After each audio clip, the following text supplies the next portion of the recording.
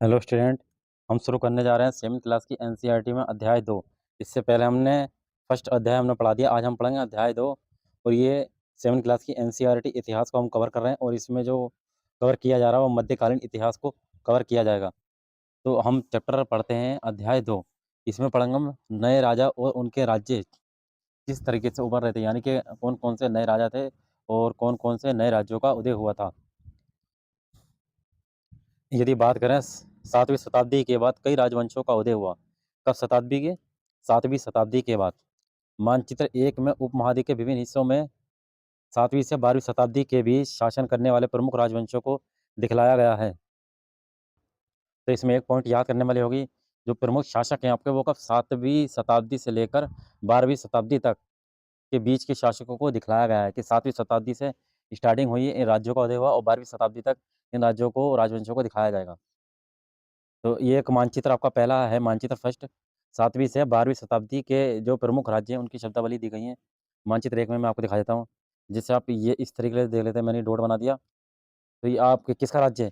ये है आपका गुर्जर प्रतिहार वंश। ठीक, गुर्जर प्रतिहार वंश का ये राज्य है। इतना आप देख सकते हैं, इधर जैसे इंद्रप्रस्थ है, चाहमान है, कन्नौज है, बनारस है, प्रयाग, चंदेल, इधर सब अनरठा, ये सब आ गए थे नहीं। अब ये वाले क्षेत्र की बात करें पूर्व में, तो यहाँ पर कौन सा बनता है? पाल वंश। कौन सा वंश? पाल वंश। पाल वंश का संस्थापक कौन था? गोपाल। तो इसमें पहाड़पुर आ गया। ठीक, इतने इतना आपको पता चल गया कि मानचित्र में कौन से राज्यों का कहाँ कहाँ शासन है। तो ये आपका हो गया गुर्जर प्रतिहार वंश, ये आपका आ गया पाल वंश। अब ये वाला आपका जो रहा दक्षिण में, ये वाला एरिया, ये आपका है राष्ट्रकूट वंश। ठीक है, कौन सा वंश? राष्ट्रकूट वंश, जिसकी राजधानी क्या थी? मान्यकेट्टी। और इधर नदी भी बहती है, जैसे नर्मदा नदी, ताप्ती नदी, गोदावरी नदी, कृष्णा नदी। यहाँ का क्षेत्र किसके है? राष्ट्रकूट वंश के हाथों में यहाँ का शासन प्रशासन है। अब ये वाला क्षेत्र जो रहा नीचे वाला, ये देख लेते हैं आप। ये वाला क्षेत्र इस तरीके से जो क्षेत्र दिख रहा है, तो ये किसका है? ये बेसिकली है चोल चालुक्य वंश का। इसका चोल वंश का, पूर्वी चालुक्य वंश का, ये क्षेत्र इनका है। तो आपको कुछ कुछ राज्यों के क्षेत्र आपको पता चल गए मानचित्र में देख के, या मानचित्र में देख के आप बता सकते हैं। तो मानचित्र में आपको गुर्जर प्रतिहार वंश, राष्ट्रकूट वंश, पाल वंश, चोल वंश, चामान के स्थान का निर्धारण कीजिए। क्या आप आज के उन राज्यों की पहचान कर सकते हैं जिन पर उनका कंट्रोल था? तो जैसे ये पूछा गया है कि इसमें ये राष्ट्रकूट वंश था, तो आज के राज्यों में भी बताइए, जैसे यहाँ पर क्या आ सकता? तो यहाँ पर जैसे कुछ एमपी का क्षेत्र भी आ सकता, महाराष्ट्र का क्षेत्र भी आ सकता, ठीक है नहीं, मुंबई भी आ सकता। ठीक, ऐसा मान सकते हैं कि एक राष्ट्रकूट वंश के शासनकाल में ये आता है, ये क्षेत्र। तो बेसिकली आपको इतना थोड़ा थोड़ा पता चल गया। अब नए राजवंशों का उदय कैसे हुआ? जब 7वीं शताब्दी की बात करें, 7वीं शताब्दी के आते आते उपमहाद्वीप के विभिन्न हिस्सों में बड़े भूस्वामी और योद्धा सरकार अस्तित्व में आ चुके थे। लोग प्रायः उन्हें अपने मातहत या सामंत के रूप में मान्यता देते थे। किसके रूप में? मातहत या सामंत के रूप में मान्यता देते थे, जो बड़े भूस्वामी और योद्धा सरकार हुआ करते थे। उनसे उम्मीद की जाती थी कि वह राजा या स्वामी के लिए उपहार लाएं। ठीक है, उनके दरबार में हाजिरी लगाएं और उन्हें सैन्य सहायता प्रदान करें। यानी कि जो राजा बनेगा तो राजा के लिए क्या गिफ्ट वगैरह लेकर आएँ और उनके दरबार में हाजिरी लगाएं, जैसे जी हुजूर, ठीक है नहीं, और उनके लिए क्या कुछ सैन्य सहायता प्रदान करें। अधिक सत्ता और संपदा हासिल करने पर सामंत अपने आप को महासामंत, महामंडलेश्वर, पूरे मंडल का स्वामी, पूरे मंडल का महान स्वामी इत्यादि घोषित कर देते थे। और कभी कभी वे स्वामी अपने आधिपत्य से स्वतंत्र हो जाने का दावा भी करते थे। इस तरह का एक उदाहरण मिलता है हमें दक्षिण में देखने को। किसमें? दक्षिण में देखने को मिलता है इस तरीके का उदाहरण, जो किसका? राष्ट्रकूटों के वंश का है।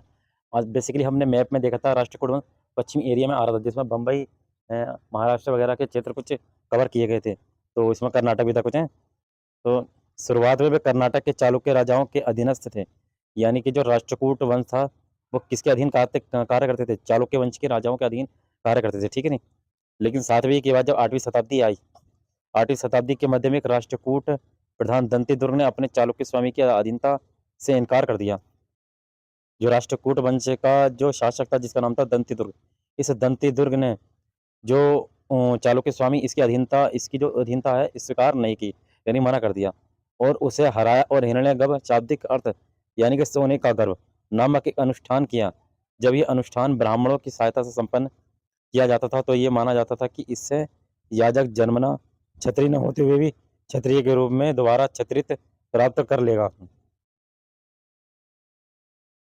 तो जो राष्ट्रकूट वंश का जो संस्थापक था दंतिदुर्ग, इस दंतिदुर्ग ने चालुक्य को हराया और एक अनुष्ठान करवाया। उस अनुष्ठान में ये अनुष्ठान जो ब्राह्मणों से संपन्न करवाया जाता था और ये माना जाता था कि अगर ये लोग इसका अनुष्ठान करेंगे तो क्षत्रिय न होते हुए भी क्षत्रिय के रूप में दोबारा क्षत्रियत्व को प्राप्त कर लेगा, ये इनका एक मानना था। कुछ अन्य उदाहरण, ये एक गुफा है, आप गुफा देख सकते हैं, एलोरा की गुफा है ये। इसकी गुफा एलोरा, एलोरा की गुफा के बारे में क्या लिखा गया है? एलोरा की गुफा 15 का भित्ति चित्र, ये किसकी 15 का भित्ति चित्र है। इसमें विष्णु को नरसिंह अर्थात पुरुष सिंह के रूप में दिखलाया गया है। ये राष्ट्रकूट काल की कृति है।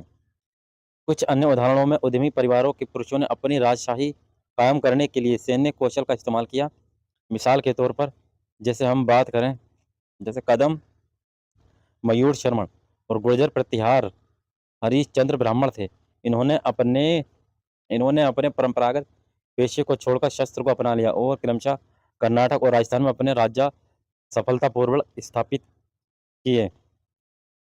तो कौन से शासक थे? मयूर शर्मन और गुर्जर प्रतिहार वंश का है हरिश्चंद्र जो ब्राह्मण थे। इन्होंने क्या है, अपना पेशे को छोड़कर कर्नाटक और राजस्थान पर अपना अधिकार इन्होंने कर लिया।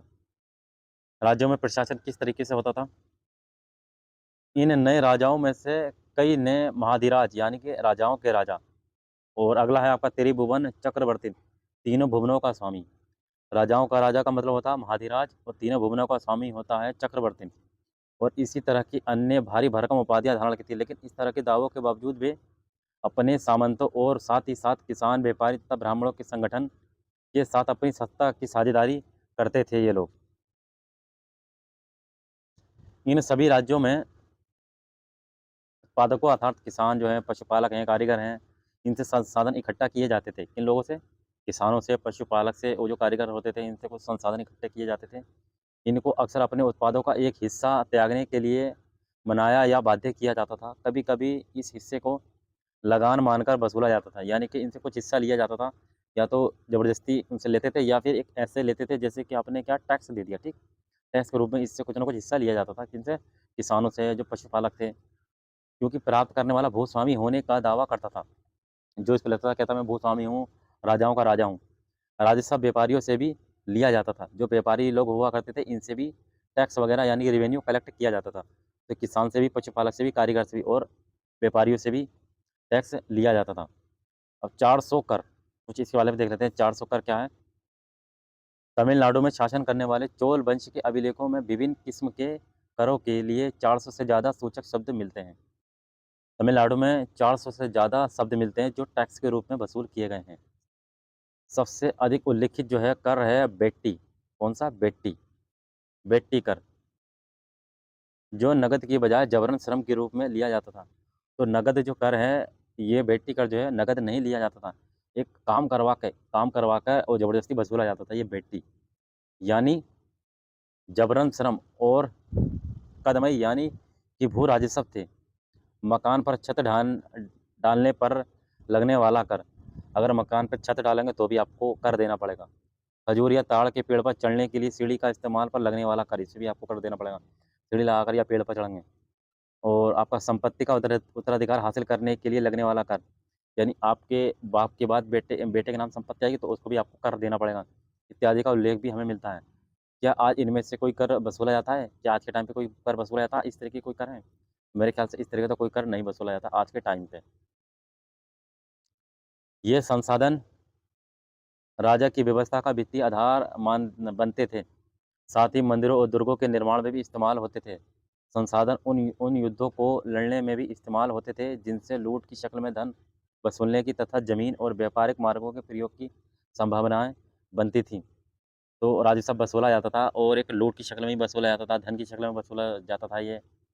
और कुछ व्यापारी थे, इनसे भी टैक्स लिया जाता था। जो किसान हैं, पशुपालक हैं, इनसे भी टैक्स लिया जाता था। राजस्व वसूली के लिए पदाधिकारियों की नियुक्ति सामान्यतः प्रभावशाली परिवारों के बीच से ही की जाती थी, प्रायः वंशानुगत होती थी। वंशानुगत समझ गए? जैसे बाप के बाद बेटा, बेटे के बाद बाप, बेटा बेटा, इस तरीके से वंशानुगत होते थे। और राजस्व जो वसूलते थे अपने परिवारों में से ही कोई एक सदस्य को इस राजस्व वसूलने के लिए नियुक्त किया जाता था। सेना में भी ऐसा होता था। कई बार राजा के निकट संबंधी इन ओहदों पर होते थे। कुछ प्रशस्तियाँ और अनुदान। प्रशस्तियाँ का मतलब समझ लो, कुछ जैसे कुछ हमें अतीत के बारे में पता चले, इन प्रशस्तियों में क्या लिखा गया है। प्रशस्तियों में ऐसे ब्यौरे होते हैं जो शब्दतः सत्य नहीं भी हो सकते, लेकिन ये प्रशस्तियाँ हमें बताती हैं कि शासक खुद को कैसा दर्शाना चाहते थे। पहले की जो प्रशस्तियाँ लिखी हैं, उनको पढ़कर हम बता सकते हैं कि शासक अपने आप को कैसा बताना चाहते थे। मिसाल के लिए शूरवीर विजय योद्धा के रूप में वे विद्वान ब्राह्मणों द्वारा रची गई थी, जो अक्सर प्रशासन में मदद करते थे। अब नागभट्ट की उपलब्धियों के बारे में हम चर्चा करते हैं। नागभट्ट कई शासकों ने प्रशस्ति में अपनी उपलब्धियों का बखान किया है। आपने पिछले साल गुप्त शासक समुद्रगुप्त की प्रशस्ति के बारे में पढ़ा। हमने जो 6th क्लास की एनसीईआरटी पढ़ी थी, तो उसमें हमने समुद्रगुप्त के बारे में पढ़ा। समुद्रगुप्त का कवि था हरिशरण। हरिशरण ने प्रशस्ति लिखी थी, प्रयाग प्रशस्ति, जिसको हम इलाहाबाद के नाम से भी जानते हैं, प्रयाग प्रशस्ति। उसमें समुद्रगुप्त के बारे में वर्णन किया था। संस्कृत में लिखी गई ग्वालियर मध्य प्रदेश में पाई गई एक प्रशस्ति में प्रतिहार नरेश नागभट्ट के कर्मों का वर्णन इस प्रकार किया गया है। इसमें जैसे आंध्र प्रदेश, सिंध, विदर्भ, महाराष्ट्र का एक हिस्सा और कलिंग, उड़ीसा का एक हिस्सा, ये राजा उनके आगे तभी धराशायी हो गए थे जब वे राजकुमार थे। उन्होंने कन्नौज के शासक चक्रयुद्ध को विजित किया। कन्नौज के शासक किसको? चक्रयुद्ध को हराकर और उसको जीत लिया। उन्होंने बंगाल का हिस्सा, अनर्त गुजरात का हिस्सा, मालवा मध्य प्रदेश का हिस्सा, किरात बनवासी, तुर्स तुर्क, मत्स्य मत्स्य दोनों उत्तर भारत के राज्य राजाओं को पराजित किया था इन्होंने।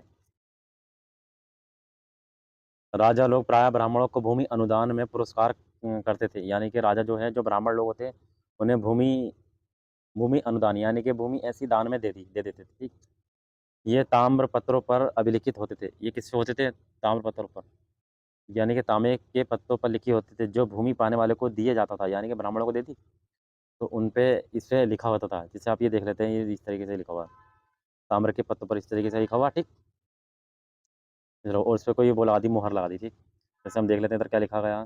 चित्र 2 में हम देखें, चित्र 2 में ये थोड़ा संस्कृत और थोड़ा तमिल में लिखा गया, थोड़ा संस्कृत और थोड़ा तमिल में लिखा गया है। ताम्रपत्रों का एक संग्रह है, जिसमें 9वीं सदी में एक शासक के द्वारा दिए गए भूमि अनुदान का उल्लेख इसमें किया गया है। यानी कि भूमि एक अनुदान दी गई है, उसका इसमें उल्लेख किया गया है। जिन कड़ियों से ये पत्र जुड़े हैं, उन पर राजसी मोहर लगी है, मोहर लगी है राजसी। ठीक, जो ये बतलाने के लिए कि ये एक प्रमाणिक दस्तावेज है। जब मोहर लग गई तो क्या प्रमाणिक एक दस्तावेज हो गया ये। अब भूमि अनुदान के साथ क्या क्या दिया जाता था, इसके बारे में हम देख लेते हैं।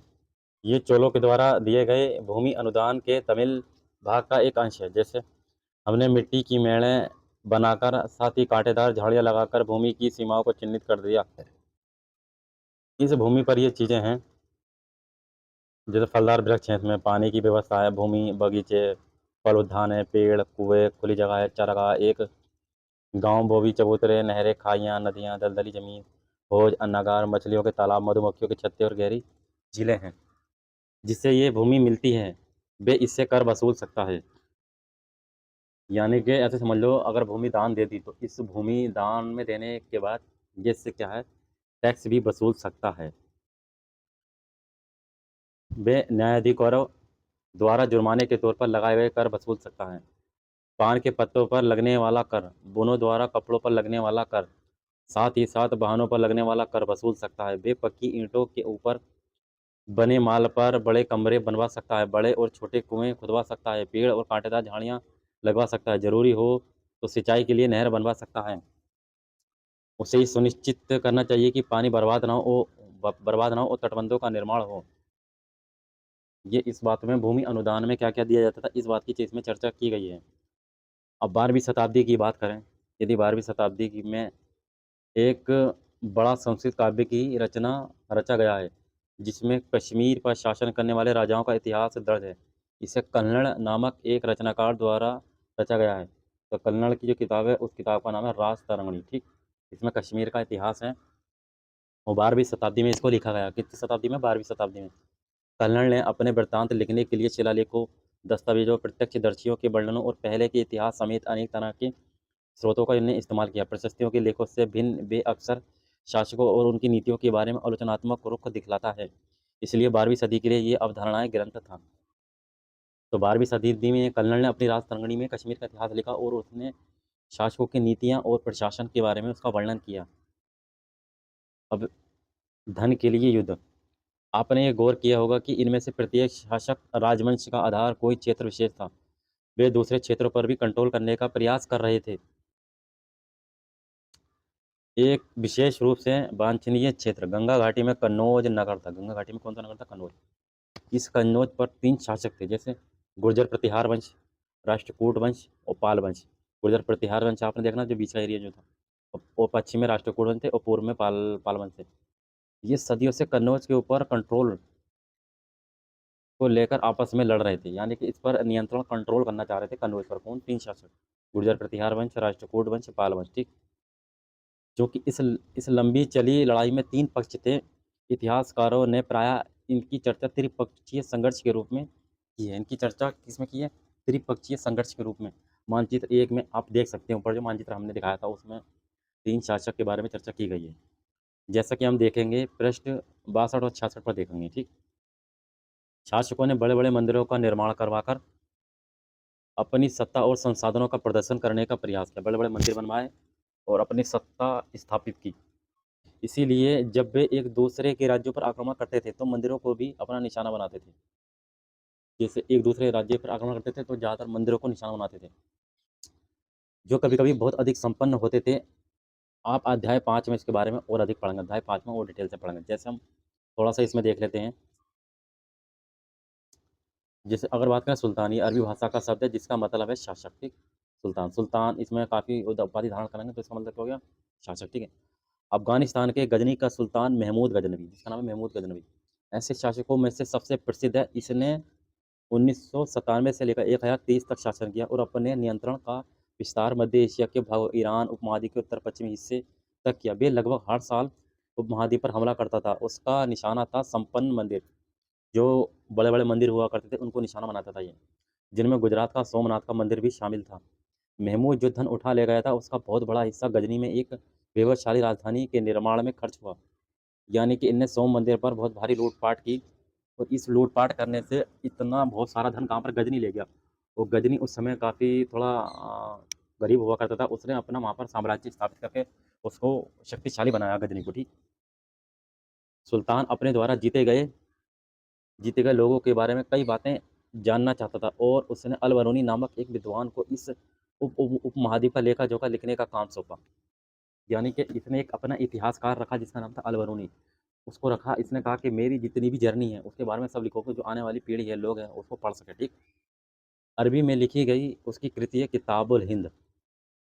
अल बरूनी ने लिखी किताबुल हिंद।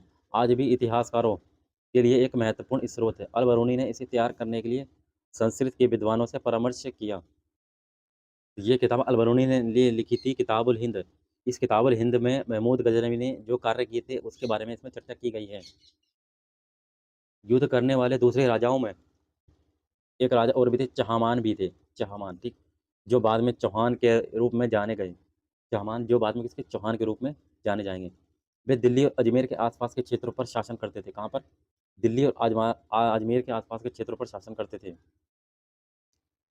यह चामान वंश, उन्होंने पश्चिम और पूर्व की ओर अपना नियंत्रण क्षेत्र का विस्तार करना चाहा, जहां उन्हें गुजरात के चालुक्य और पश्चिमी उत्तर प्रदेश के गढ़वालों से टक्कर लेनी पड़ी। यानी कि जो चामान वंश थे इन्होंने पूर्व और पश्चिम की ओर क्षेत्र स्थापित करना चाहा, लेकिन जो पूर्व में जो गुजरात में चालुक्य वंश थे और पश्चिम उत्तर प्रदेश में गढ़वालों से टक्कर लेनी पड़ी। चहमान यानी चौहान वंश का सबसे प्रसिद्ध शासक था पृथ्वीराज तृतीय, 1168 से लेकर 1192 ईस्वी में। चौहान वंश का शासक था पृथ्वीराज तृतीय, जिसने सुल्तान महमूद गोरी को नामक अफगान शासक को 1191 ईस्वी में हराया। 1191 ईस्वी में महमूद गोरी को इसने हरा दिया, लेकिन 1192 में फिर युद्ध होगा तो फिर ये पृथ्वीराज जो तृतीय ये हार जाएगा। ठीक। चोल राज्य नज़दीक से एक नज़र हम देख लेते हैं, चोल राज्यों के नज़दीक से। जैसे चोल राज्य हैं और उसके पड़ोसी राज्य क्या क्या हैं, यदि हम बात कर लेते हैं इसमें।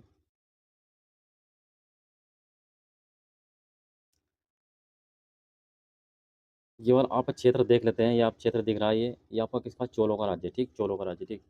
चोल, वेंगी, और इधर आपके कौन सा आ गया? इधर आपका आ गया चालुक्य वंश। ठीक है।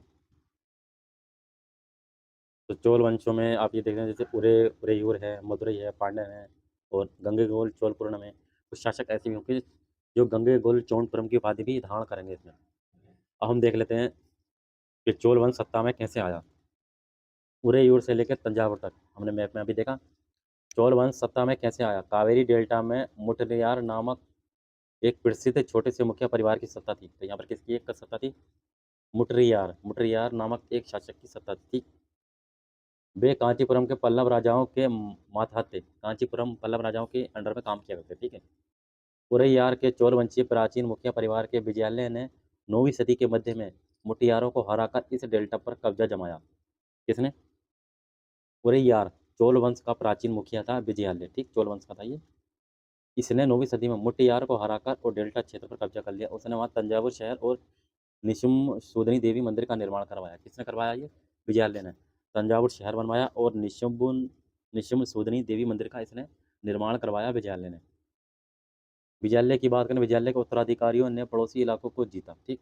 इसके बाद के जो शासक आएंगे, और उसका राज्य अपने क्षेत्र तक तथा शक्ति दोनों रूपों में बढ़ता गया।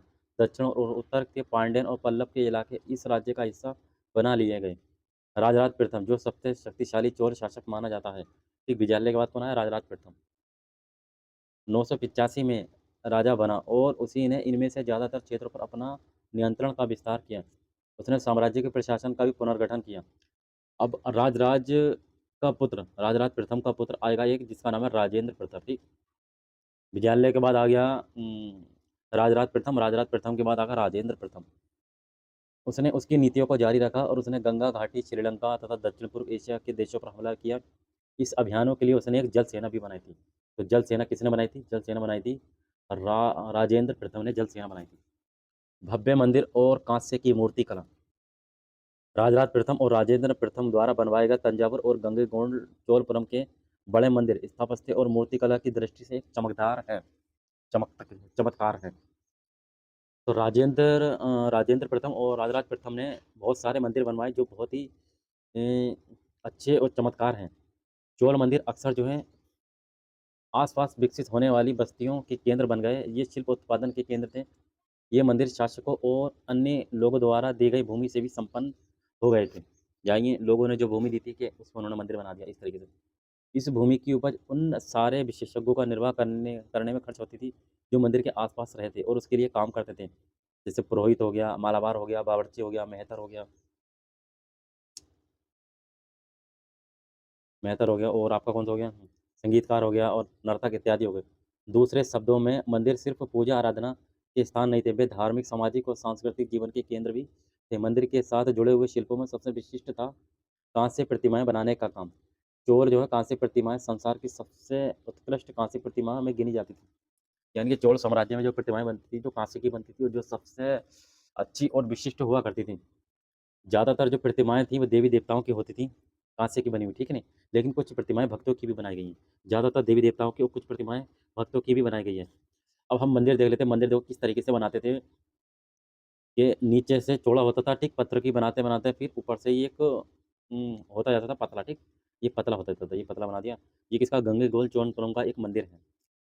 चित्र 3 में गंगैकोंड चोलपुरम का मंदिर जिस तरह से क्रमशः पतली होती गई है उस पर गौर करें। बाहरी दीवारों को सजाने के लिए पत्थर की जो प्रतिमाएं अलंकृत की गई हैं वह भी देखिए, ठीक है। तो आप ये देख लेते हैं कितना अच्छा मंदिर बना रखा है ये। नीचे चौड़ा फिर छोटा, फिर छोटा छोटा छोटा लगा है, लेकिन बाहर के डिजाइन और कलाकारी इसमें आप देख सकते हैं कितनी अच्छी तरीके से इसको डिजाइन किया गया है। और ये कांसे की बनी हुई प्रतिमा है जो ज़्यादातर देवी देवताओं की बनी होती थी, और कुछ प्रतिमाएं भक्तों की भी बनाई गई हैं। ये चोल काल में सबसे विशिष्ट प्रतिमाएं देखने को मिलती हैं हमें। कृषि और सिंचाई की यदि हम बात करें, चोलों की कई उपलब्धियां कृषि में हुए नए विकासों के माध्यम से संभव हुई हैं। मानचित्र 2 देखिए और गौर कीजिए कि कावेरी नदी बंगाल की खाड़ी में मिलने से पहले कई छोटी छोटी शाखाओं में बढ़ जाती है। कौन सी? कावेरी नदी, थी, बंगाल में बहने से पहले छोटी छोटी शाखाओं में बढ़ जाएगी। ये शाखाएं बार बार पानी उलीचती हैं, जिससे किनारों पर उपजाऊ मिट्टी जमा होती रहती है। शाखाओं का पानी कृषि विशेषता चावल की खेती के लिए आवश्यक आर्द्रता भी मुहैया कराता है, ठीक। हालांकि तमिलनाडु के दूसरे हिस्सों में कृषि पहले ही विकसित हो चुकी थी, पर 5वीं या 6ठी सदी में आकर ही इस इलाके में बड़े पैमाने पर खेती शुरू हो गई थी। कुछ इलाकों में जंगलों को साफ किया जाना था और कुछ दूसरे इलाकों में ज़मीन को समतल किया जाना था। डेल्टा क्षेत्र में बाढ़ को रोकने के लिए तटबंध बनाए जाने लगे थे। पानी को खेतों तक ले जाने के लिए नहरों का निर्माण होना था। कई क्षेत्रों में एक साल में 2 फसलें उगाई जाती थी। एक साल में कितनी? 2 फसलें उगाई जाती थी। ये आपने प्रतिमा देख ली? ये चौल कांसे की प्रतिमा, कितनी सावधानी के साथ उसे अलंकृत किया गया है, इस पर गौर कीजिए। ऐसी प्रतिमा किस तरह बनाई जाती थी, ये जानने के लिए अध्याय 6 में हम देख सकते हैं। अध्याय 6 हम पढ़ेंगे, उसमें हम देखेंगे, ठीक। तो ये आपका पानी हुआ करता था और ये जैसे बांध बना दिया जिसमें पानी क्या है, रोक लिया जाए इससे, ठीक। 9वीं शताब्दी में तमिलनाडु का एक जलद्वार है, होज की नदी की शाखाओं में पानी के प्रवाह को इसके जरिए नियंत्रित किया जाता था। इस पानी से खेत सींचे जाते थे, ठीक है।